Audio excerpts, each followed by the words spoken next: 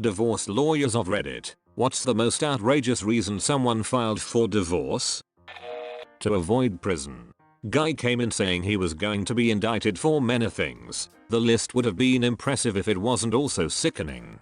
So, he wanted to marry his accomplice. Because he saw on TV that your spouse can't testify against you without your permission and the accomplice had cut a deal. He just needed to get this pesky marriage to his current wife dissolved. In the US he'd be wrong. Spousal privilege says that your spouse can't be compelled to testify against you, but may still do so voluntarily at least for federal law. A man filed for divorce because he couldn't stand listening to his wife make the R sound after every drink. Apparently it got to him over the years. One straw really can break a camel's back. I'm related to a couple for whom the last straw was him laughing at a joke about how to light birthday candles. Important context. Things had been rocky for a while, and they'd gone back and forth with trial separations, counseling, renewal retreats, reconciliations that didn't quite last, etc. But then they were at their son's birthday party, and another relative started lighting the candles from the left side of the cake. Wife: why didn't you start from the center and light outward? Relative: I thought about it, but I was worried you'd have nothing to complain about. Husband: chuckles. Wife storms out in tears, files for divorce the next week. Obviously, it would be dumb to say they divorced over the birthday candles, or over a joke. To her, him laughing at a joke that was made at her expense was a sign of the lack of respect between them. And she just couldn't take living with him if things were going to be like that. They're both happily remarried and stayed civil as co-parents. Guy came in and wanted to divorce his wife because he found out that she was still married to some other guy. He then asked me if he needed to tell his other wife that he was married to this wife. This was a free legal clinic and everyone was homeless. A lot of stories make more sense when they end with, and everyone was homeless. Oh boy, I've been working at a family law firm for 3 years and I have heard some crazy stuff. For example, we handled the divorce for an older man 70s BC. He was cheating and wanted to be with his mistress. 2 years go by. He comes back to divorce the mistress BC. He's been cheating on her with his first wife. Wife found photos of her husband dressed up as a ballerina. Husband files for divorce BC. Wife does cocaine. He brings us photos of her with coke on her bare boobs. Then admits he took the photos. Then admits he's the one with the coke habit. Wife filed for divorce BC. She didn't want to relocate to a neighboring state for his promotion. Couple with open marriage both end up jealous and call different law firms and file separate complaints for divorce within hours of each other.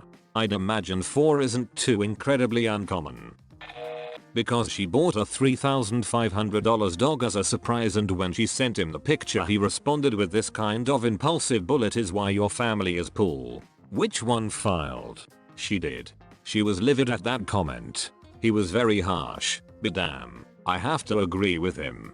Don't waste your money, ladies and gents.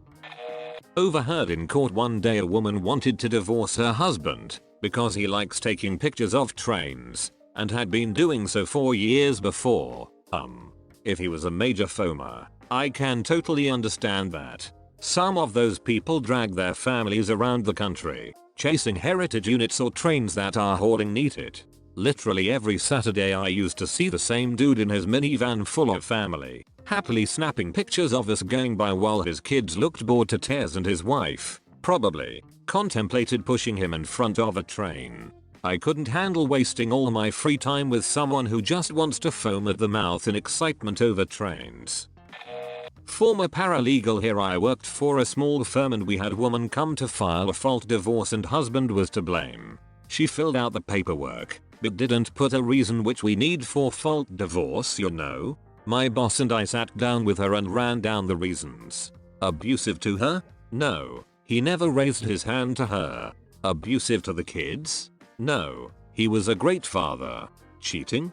No. He was faithful. Addictions? No. He never drank or did drugs. Actually he was, but we'll get to that in a minute. Having sex with you? Yep. Money trouble?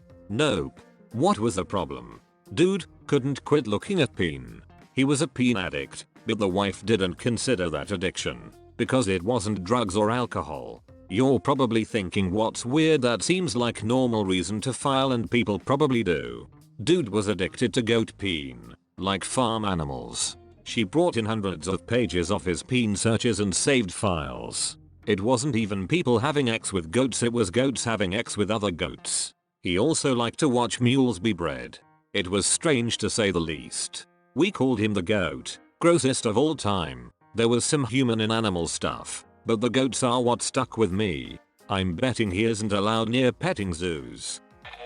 She saw him in bike shorts and said she could never be sexually attracted to him again. I practically live on a bike path, and let me tell you that some people shouldn't wear bike shorts or anything with spandex. Ever. I'm one of them. It's frightening if my shorts are too tight. Good advice. A man wanted to divorce his wife, fault and no fault type of divorce, because she was diagnosed with cancer. I've heard of couples doing this in the US so that the spouse with cancer is entitled to state medical programs that married people are not eligible for. Hopefully it's something like that, because damn. Never considered that. That's pretty sad that people have to divorce to afford treatment. During their honeymoon, the wife asked for a Gucci handbag and the husband told her he couldn't afford it because he just spent $200,000 on the wedding plus honeymoon. She filed for divorce after their return. First of all, let me stop you right there. They are both pretty nuts to spend that on a wedding if Gucci is out of their price range. Unfortunately, in the culture over here, the man is expected to spend a lot on the wedding. Despite the high percentage of divorces within 2-3 years that are related to financial problems and the government discouraging the practice of lavish weddings. I did maybe 5 divorces.